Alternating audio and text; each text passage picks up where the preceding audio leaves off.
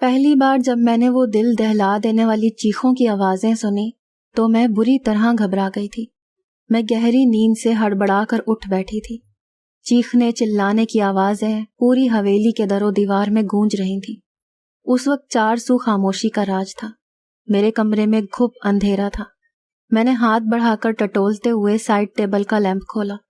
میری سامنے دیوار پر لگی گھڑی رات کے 3 بجا رہی تھی اور چیخ و پکار گونج رہی تھی۔ میں حیران تھی کہ میرے برابر لیٹے شوہر خان تبریز ابھی تک گہری نیند میں سوئے ہوئے تھے۔ اتنے شور میں انہیں نیند کیسے آ سکتی تھی؟ رات میں ہی تو میں تبریز کی دلہن بن کر اس گھر میں آئی تھی۔ بڑی دھوم دھام سے میری رخصتی خانزادہ تبریز سے ہوئی تھی۔ میں ایک رئیس خانزادہ گھرانے کی بہو بنی تھی۔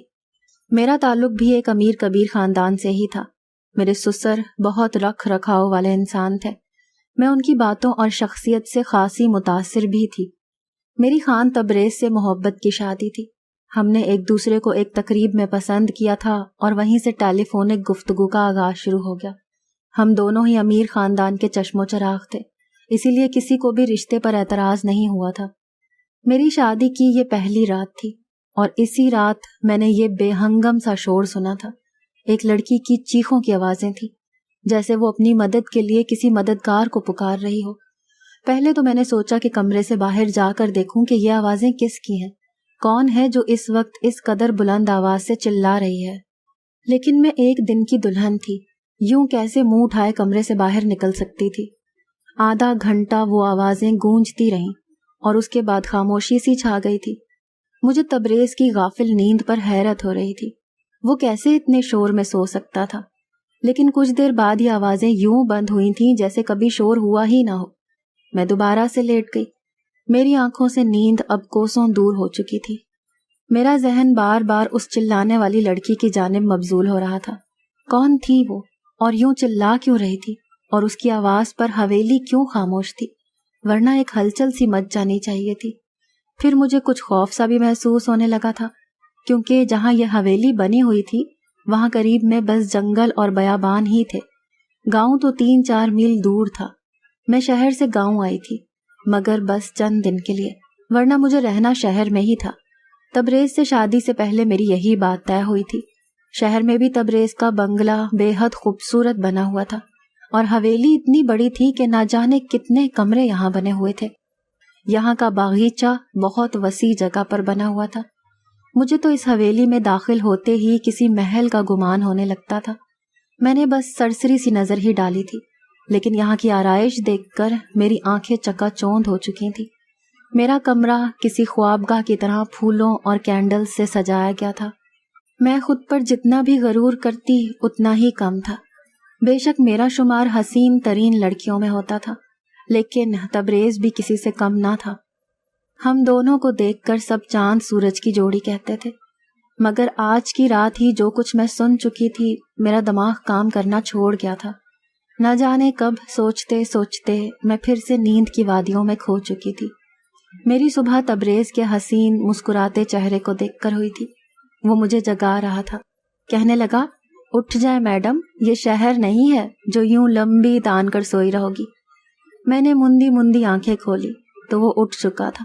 اب بیڈ سے اٹھ کر اپنا وارڈروب کھولے اپنے کپڑے نکال رہا تھا۔ مجھ سے کہنے لگا، تمہارا لباس ڈریسنگ روم میں موجود ہے اور وہی پہننا ہے۔ وہ مجھ سے کہہ کر واش روم میں چلا گیا۔ میں بے دلی سے اٹھ کر بیٹھ گئی۔ کچھ پل کے لیے تو مجھے یہ لگا کہ رات والی بات شاید میرا کوئی بہانہ یا خواب تھا۔ میں کافی دیر اسی بارے میں سوچتی رہی، پھر خود کو جھٹک کر ڈریسنگ روم میں چلی گئی جو میرے ہی کمرے میں بنا ہوا تھا۔ اتنا بھاری بھرکم جوڑا دیکھ کر میری آنکھیں پھٹی رہ گئی۔ جتنے مجھے سمپل اور نفیس لباس پسند تھے، اتنا ہی اس گاؤں کے وڈیروں کی بیویاں ایسے بھرے لباس اور زیورات سے لدی ہوئی ہوتی تھیں۔ میں نے شاور لینے کے بعد بمشکل ہی اس لباس کو پہنا تھا۔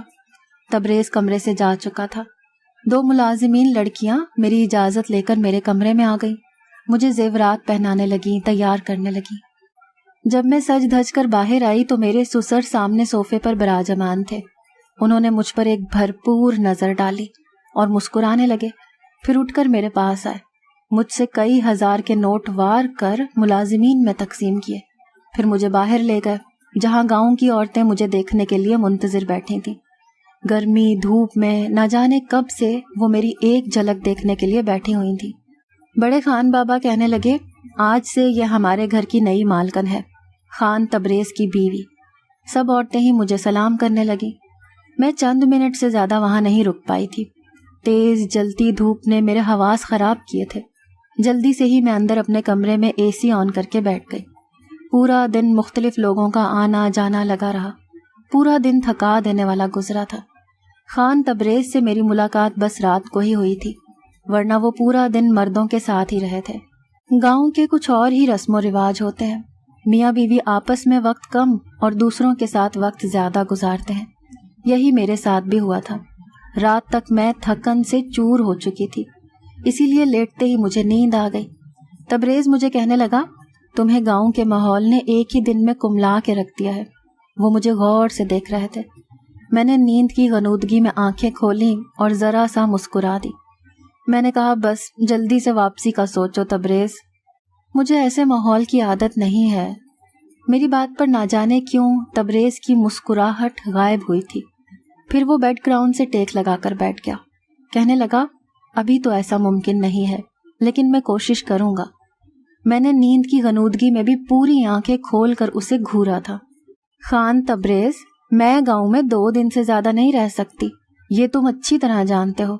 مجھے گھٹن ہوتی ہے یہاں کے پہناوے سے، رہن سہن سے۔ عجیب گھٹن زدہ ماحول ہے یہاں کا، میں نہیں رہ سکتی۔ میری بات سن کر وہ کسی گہری سوچ میں چلا گیا۔ سائڈ ٹیبل سے سگریٹ نکالی اور لائٹر سے جلا کر پینے لگا۔ میں نیند سے بے حال تھی، اسی لیے سو گئی۔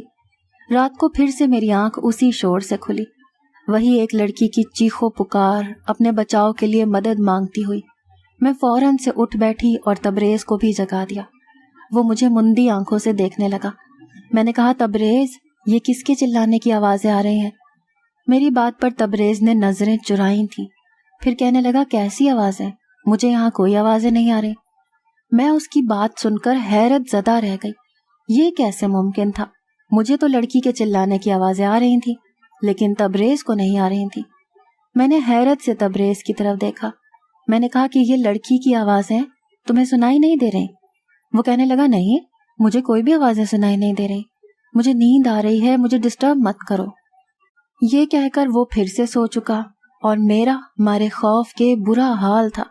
کیا یہ آوازیں صرف مجھے ہی سنائی دے رہی تھی؟ اس کا مطلب کوئی بھوت پریت؟ اس سوچ نے تو مجھے کانپنے پر مجبور کر دیا تھا۔ میں ڈر کے مارے تبریز کے قریب جا کر لیٹ گئی۔ میرا دل زور زور سے دھڑک رہا تھا۔ اب تو مجھے اس حویلی میں ایک دن بھی مزید نہیں رہنا تھا۔ مجھے تو جن بھوت وغیرہ سے ویسے ہی بہت خوف آتا تھا۔ اگلی صبح ہی تبریز سے شہر جانے کی ضد کرنی شروع کر دی۔ میں نے کہا، مجھے واپس شہر جانا ہے، مجھے خوف محسوس ہو رہا ہے۔ مجھے 2 دن سے یہاں چیخوں کی آوازیں سنائی دے رہی ہیں، جیسے کوئی لڑکی مدد کے لیے پکار رہی ہو۔ میں یہاں نہیں رہ سکتی تبریز۔ خوف کے مارے میں یوں تھی کہ ابھی رو دوں گی۔ تبریز مجھے بڑے غور سے دیکھ رہا تھا، بار بار اپنی نظریں بدل رہا تھا۔ مجھ سے کہنے لگا، برسوں سے اس حویلی میں ایسے ہی سائے ہیں، کسی کسی کو ہی ایسی آوازیں آتی ہیں جیسی تمہیں آ رہی ہیں، لیکن ان جنات نے کبھی بھی ہمیں نقصان نہیں پہنچایا، ورنہ کیا میری بھابیاں یہاں رہ سکتی تھیں؟ مجھے تبریز کی کسی وضاحت سے اطمینان نہیں آ رہا تھا۔ مجھے بس اب جلد از جلد تبریز کی شہر واپسی کا انتظار تھا۔ صبح ناشتے کے دوران میرے سسر خان دلاور نے تبریز کو مخاطب کر کے بات کا آغاز کیا۔ کہنے لگے، تم شہر کب جا رہے ہو؟ یہ سن کر تبریز کا چائے کا کپ ہاتھ میں ہی رہ گیا، لیکن میں دل ہی دل میں خوش تھی کہ شکر ہے کسی کو تو ہمیں گاؤں میں سے شہر بھیجنے کا خیال آیا۔ تبریز نے کہا، بابا سائیں، جو آپ کا حکم۔ تبریز نے بمشکل ہی یہ بات کہی تھی، شاید وہ اپنے والد سے بہت ڈرتا تھا۔ خان دلاور نے مونچھوں کو تاؤ دیا۔ کہنے لگے، آج شام تک تم شہر جانے کی تیاری کرو، وہاں کے معاملات دیکھو جا کر۔ انہوں نے باروب لہجے میں یہ بات کہی تھی۔ میں تو خوشی کے مارے پھولے نہیں سما رہی تھی۔ میں نے جلدی سے چائے ختم کی اور کرسی پیچھے کھسکا کر کھڑی ہو گئی۔ میرے سسر کہنے لگے، بہو، آج تم نے ناشتہ ٹھیک سے کیوں نہیں کیا؟ اتنی عجلت کس بات کی ہے بابا؟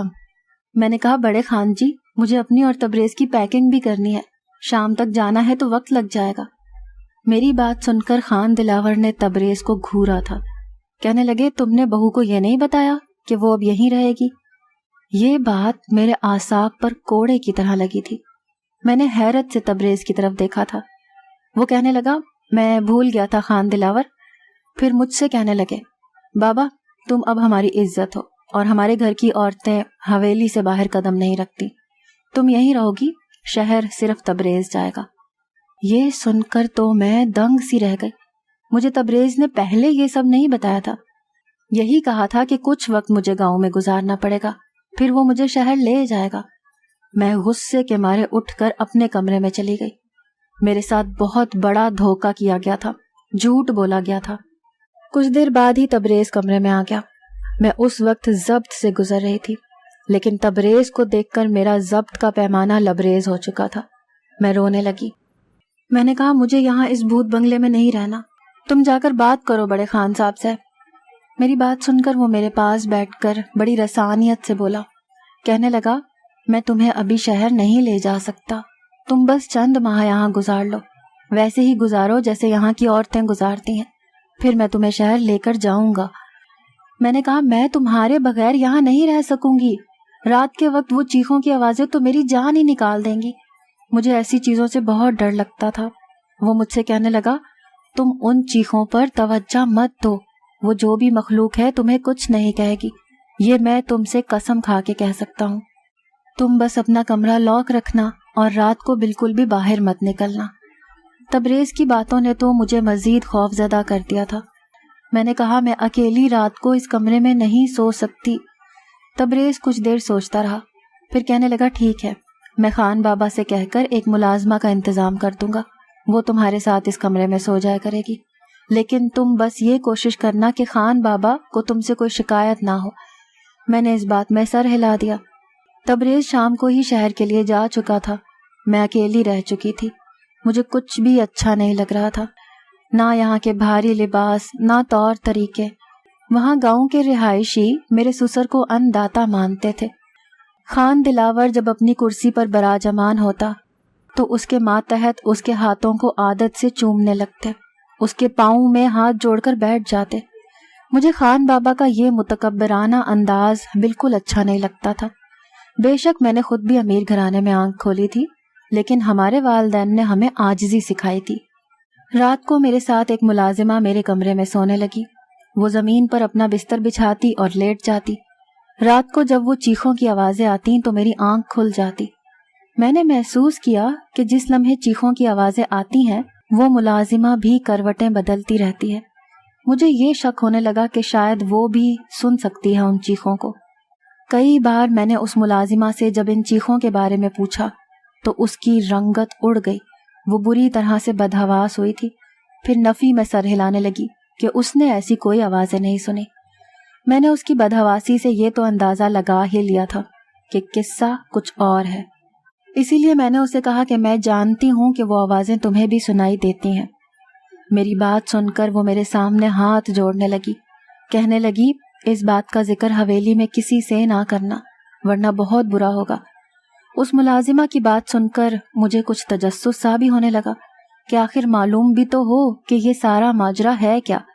میں نے رات کو جب وہ چیخوں کی آواز سنی تو یہ ٹھان لیا کہ سچائی کیا ہے اس کا پتہ لگا کر ہی رہوں گی، کیونکہ کہیں نہ کہیں مجھے یہ یقین ہو چکا تھا کہ یہ معاملہ بھوت پریت کا نہیں ہے.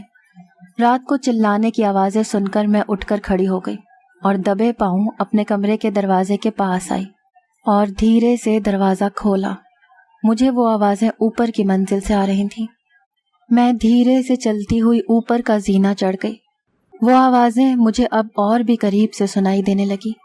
جب میں ان آوازوں کا تعاقب کرتے ہوئے آگے بڑھی تو سامنے کمرے کو دیکھ کر میرے ہوش ہی اڑ گئے. وہ تو خان دلاور کا کمرہ تھا جہاں سے لڑکی کی چیخوں کی آوازیں آ رہی تھیں.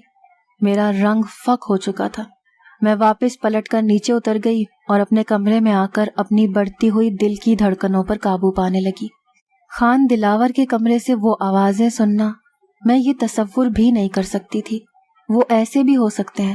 ان کی بیوی بھی زندہ نہ تھی، نہ ہی انہوں نے دوسری شادی کی تھی. دنیا کے سامنے وہ کتنے پارسا تھے. پھر وہ آوازیں میں نے خود سے اس بات کی نفی کرنے لگی۔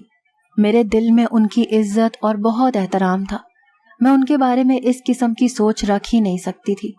میری آنکھوں سے آنسو جاری ہو گئے، میں اپنے بیڈ پر بیٹھ کر رونے لگی۔ خان دلاور اور عورتوں کے ساتھ نہیں، ایسا کیسے ممکن ہے؟ گاؤں والے تو ان کی بہت عزت اور احترام کرتے ہیں۔ پھر یہ سب کیا تھا؟ یہ ان کا کون سا روپ تھا جو آج میں نے اپنی آنکھوں سے دیکھا تھا؟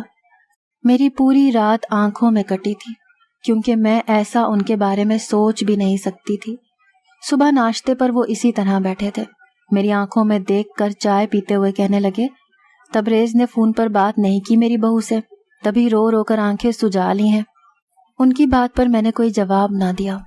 وہ خود ہی مسکرانے لگے، پھر بولے کہ تبریز وہاں پر بہت مصروف ہے، شاید اسی لیے فون نہیں کر پایا۔ میں نے ان کی بات پر کوئی رد عمل ظاہر نہیں کیا۔ آج تو میرا ان کی شکل دیکھنے کو بھی دل نہیں چاہ رہا تھا۔ کیسا دوغلا شخص تھا، دن میں نیک اور رحم دل بنا نظر آتا، اور رات کو؟ یہ سوچ کر ہی مجھے جھرجھری سی آنے لگی تھی۔ میں سوچ چکی تھی کہ اب ان کا راز فاش کر کے ہی رہوں گی، لیکن یہ نہیں جانتی تھی کہ میں اپنے لیے کتنی بڑی مصیبت کھڑی کرنے جا رہی ہوں۔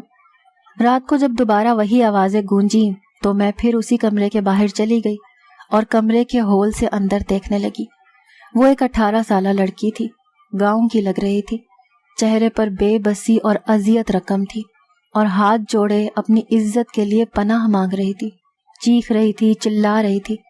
لیکن میرے سسر نے بڑی بے دردی سے اس کا دوپٹہ اتار کر دور پھینکا تھا۔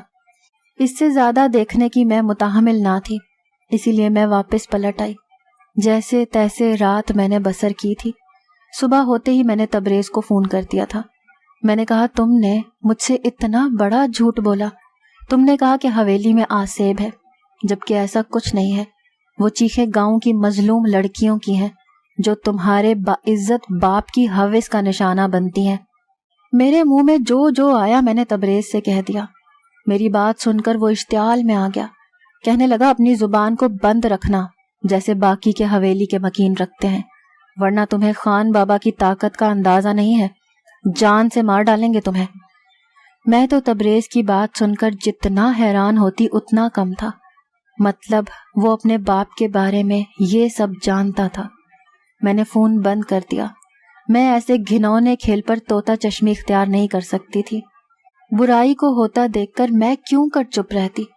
مجھے بس ایک ثبوت چاہیے تھا، کیونکہ یہاں ایسا کوئی نہیں تھا جو خان دلاور کے خلاف ایک لفظ بھی بولتا۔ اسی لیے میں نے رات ہونے سے پہلے ہی بیماری کا بہانہ بنایا اور اپنا کمرہ لاک کر کے کمرے میں بند ہو گئی۔ میں جانتی تھی کہ خان دلاور کب اوپر جاتا ہے، اسی لیے میں اپنی پچھلی کھڑکی سے باہر نکلی اور پائپ لائن کے سہارے اوپر کے پورشن میں پہنچ گئی۔ خان دلاور کے کمرے کی بیرونی کھڑکی اس وقت کھلی ہوئی تھی۔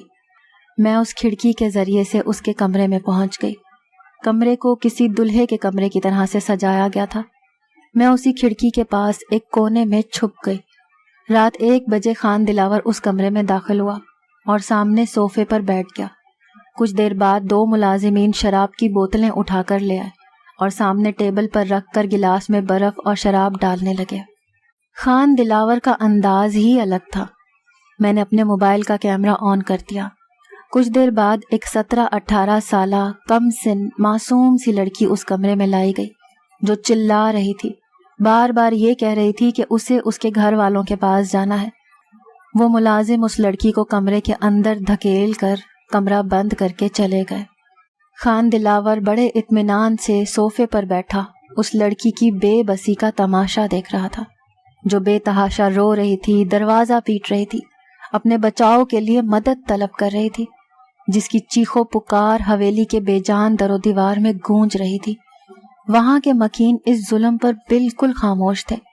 وہ لڑکی جب دروازہ بجا کر تھک گئی تو خان دلاور کے پاس آ کر ہاتھ جوڑنے لگی، کہنے لگی، خان سائیں، مجھے چھوڑ دو، مجھے جانے دو، میں تمہاری بیٹی کی عمر کی ہوں، مجھ پر رحم کھاؤ۔ یہ بات سن کر خان دلاور غصے سے اٹھا اور اس کے بال پکڑ کر قہر بھری نظروں سے اسے دیکھتے ہوئے بولا، کمی کمین ذات کی لڑکی، تیری اتنی جرت کہ تو میرے سامنے زبان چلائے؟ تجھے تو میں بتاتا ہوں کہ میرے سامنے زبان چلانے والوں کا میں کیا انجام کرتا ہوں۔ یہ کہہ کر اس نے اس لڑکی کو بڑی زور سے زمین پر پھینکا تھا، پھر اس کے پیٹ پر پاؤں سے بڑی زور سے ضربیں مارنے لگا۔ وہ لڑکی درد سے بلبلا اٹھی۔ میرا ضبط ختم ہو رہا تھا، میں یہ سب دیکھ نہیں پا رہی تھی۔ نہ جانے کیسے میں خود کو قابو میں کیے وہاں کھڑی یہ سفاکی دیکھ رہی تھی۔ پھر اس شخص نے اس لڑکی کو بازو سے پکڑ کر بیڈ پر پٹخا تھا۔ اپنا سگریٹ جلا کر جیسے ہی اس نے اس لڑکی کے چہرے پر لگایا، اس لڑکی کی چیخ کے ساتھ میری بھی چیخ برآمد ہوئی تھی۔ خان دلاور بے ساختہ اس لڑکی سے پیچھے ہٹا تھا۔ شاید میری چیخ سن کر وہ سمجھ گیا تھا کہ کمرے میں اس لڑکی کے علاوہ بھی کوئی ہے۔ میری جان ہی تو نکل گئی تھی۔ اس سے پہلے کہ وہ مجھے ڈھونڈتا میں اسی کھڑکی سے باہر نکل گئی، لیکن وہ شاید مجھے دیکھ چکا تھا۔ میں کوئی پروفیشنل جاسوس تو تھی نہیں، ایک عام سی لڑکی تھی۔